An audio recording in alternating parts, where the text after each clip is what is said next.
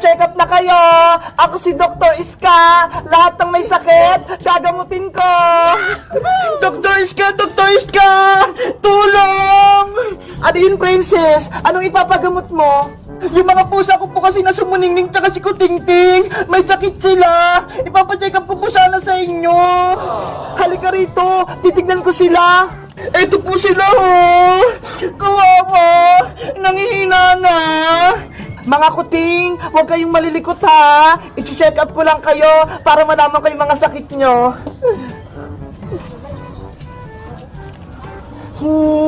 Okay naman yung puso ni Muningning, pero nahirapan siya huminga. Si Kutingting naman, may plema siya sa baga. Naku, may sakit nga si Kutingting ko. Dr. Iska, ano pong gagawin ko para gumaling siya?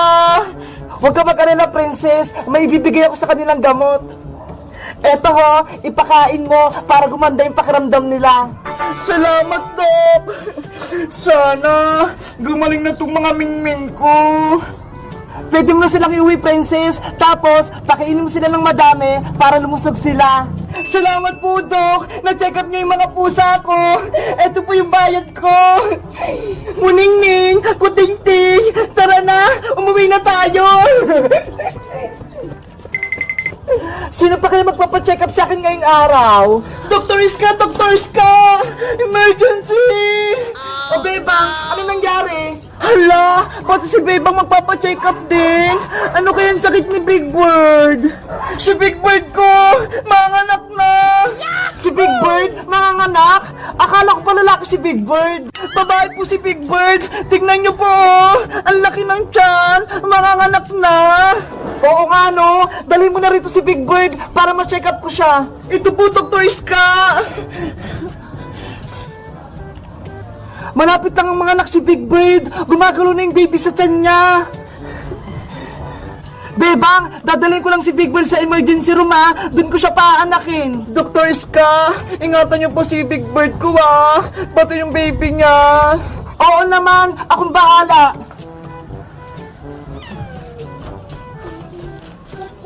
Sana okay lang si Big Bird. Big Bird, relax ka lang, ha, para hindi ka masaktan at makaanak ka ng maayos. Huminga ka ng malalim, Big Bird, tapos umiri ka. Naku, nahihirapan si Big Bird, mga anak.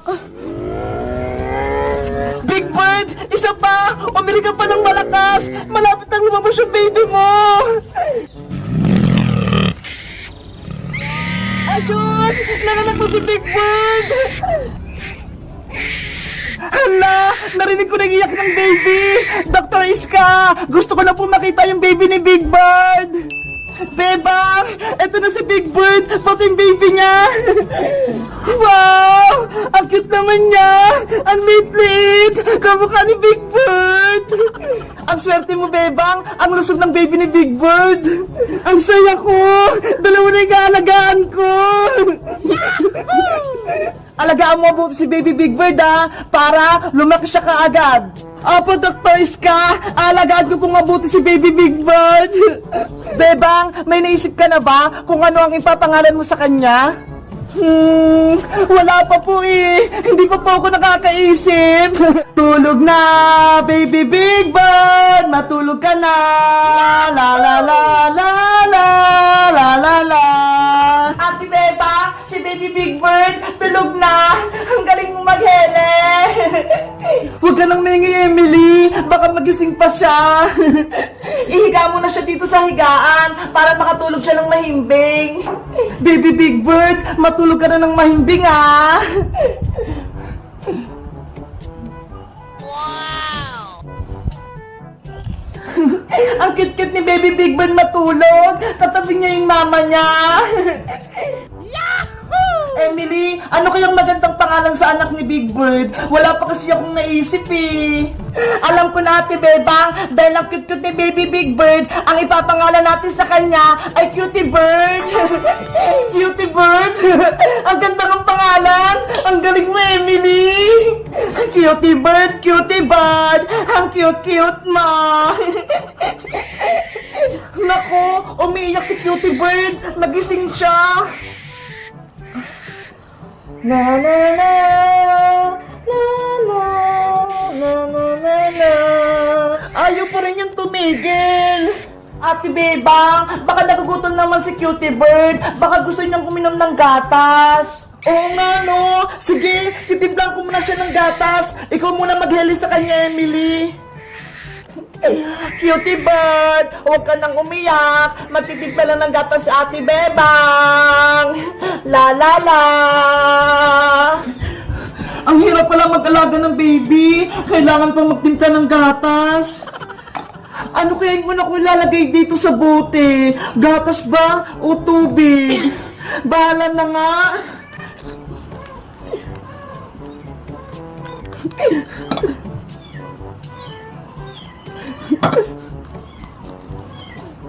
Ayan! May tubig at gatas na siya! Isishake ko na lang to!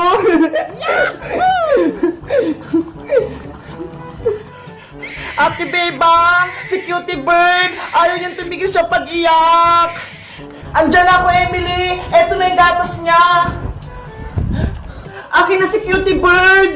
Eto po! Cutie Bird! Eto na yung gatas mo! Ayan! Tumigil na siya sa pag-iyak! Gusto niya yung gatas! Ang galing mo, Ate Bebang! Ikaw na talaga yung magaling na lola ni Cutie Bird! Hala! Lola na ako! Oo, kasi ayun yung anak ni Big Bird, kaya ikaw yung lola ni Cutie Bird! Oo nga, no? Lola na pala ako! Bebang! Bebang! Tulungan mo ako! Ano yun, Princess? Gabing-gabi na ha! Yung alaga kong mga pusa, si Muningning tsaka si Kutingting, umiiyak, hindi ko sila mapatigil! At si Princess, gutom lang yung mga pusa mo, kaya sila umiiyak. Kaso, wala ko ipakain sa kanila, Emily! Wala nang ulam, inubos ko na! Princess, dapat meron kong nakahandang pagkain o kaya gatas. Tignan mo nga to si Cutie Bird, oh. Laging nagdidede. Ay, may dede si Baby Big Bird. Bebang, tira mo ko ng gatas niya, ha? Hoy, Princess, kay Cutie Bird dyan. Huwag mong kunin. Sagit lang, Bebang. Patitayin ko lang yung mga alaga ko para hindi sila umiyak. Muningning, Kutingting, dumedi na kaya. Ayun tuloy! Si Cutie Bird na yung umiiyak! Princess! Akin na yan! Bukas ko na lang ito ibabalik, Bebang, kapag wala ng laman! Princess! Huwag mo na iuwi! Bye-bye, Bebang! Hihiramin ko muna to!